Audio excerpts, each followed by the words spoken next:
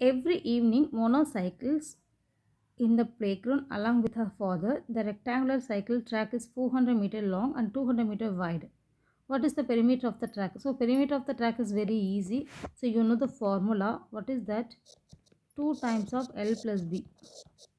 So you put the value of L is 400 and the value of B is 200. 2 times of 600, then that is equal to 1200.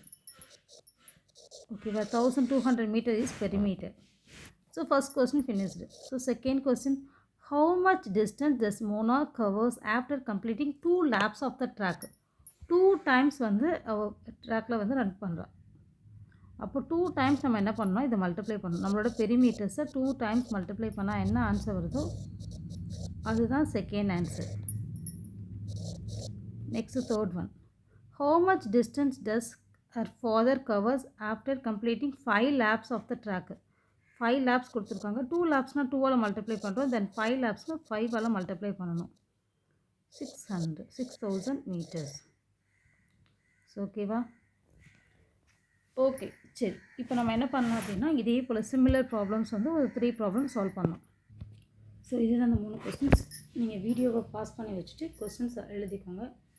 Answers எழுதி comment பண்ணுங்கள். ஓகேவா? Thank you.